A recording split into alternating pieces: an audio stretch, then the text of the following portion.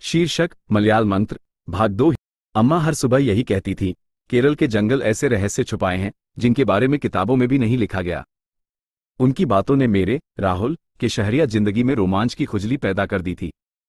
इसलिए गर्मियों की छुट्टियों में मैं अम्मा के गांव कोट्टायम पहुंचा। गांव नारियल के पेड़ों और चहकते झरनों से भरा हुआ था। एक शाम चाय की चुस्कियों के बीच अम्मा ने मुझे बताया कि जंगल में एक गुप्त मंदिर है जहां माता पार्वती का एक रहस्यमय शिवलिंग है। किंवदंती है कि इस शिवलिंग को पाने वाला अथाह शक्ति का धनी बन जाता है। मेरा रोमांच चरम पर पहुंच गया। अगले दिन गांव के कुछ लड़कों राजू, मीना और सोनू के साथ मैं जंगल की ओर निकल पड़ा। जंगल घना था, सूरज की किरणें भी जमीन तक नहीं पहुंच पाती थी। हवा में एक अजीब सी गंध थी और हर तरफ अजीब आवाजें गूंज रही थी।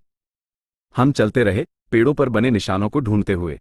अचानक जमीन खिसक गई और हम सब एक गुफा में गिर पड़े। गुफा नम थी और मशालों की रोशनी में चमकते हुए कीड़े मकोड़े डरावने लग रहे थे। सहमे हुए हम आगे बढ़े। कुछ देर बाद एक विशाल दरवाजा हमारे सामने आया। उस पर नागों की नक्काशी थी। राजू डर गया, लेकिन मीना ने कहा, वापसी का रास्ता तो पता नहीं, चलो आगे बढ़ते हैं। हमने दरवाजा खोला। अंदर का नजारा अविश्वसनीय था। सोने का चमकता हुआ मंदिर था जिसके बीच में शिवलिंग स्थापित था। मंदिर की दीवारों पर प्राचीन मलयालम भाषा में कुछ लिखा हुआ था। अचानक जमीन हिली और दीवारों से आग निकलने लगी। डर के मारे हम भागने लगे। तभी सोनू, जो पुराने सामान का शौकीन था, एक किताब उठाकर भागा। गुफा के बाहर निकलते ही दरवाजा गायब हो गया।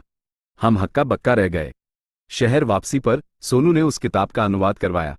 किताब में लिखा था कि शिवलिंग की शक्ति पाने के लिए लालच से नहीं, बल्कि शुद्ध दिल से माता पार्वती की पूजा करनी होती है।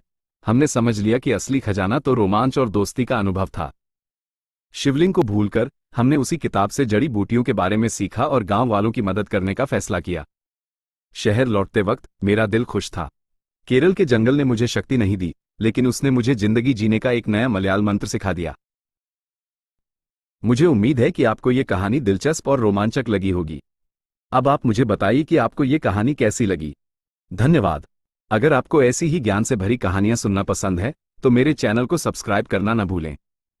इस कहानी को ज्यादा से ज्यादा शेयर करें और अपने दोस्तों तक पहुंचाएं। जय हिंद।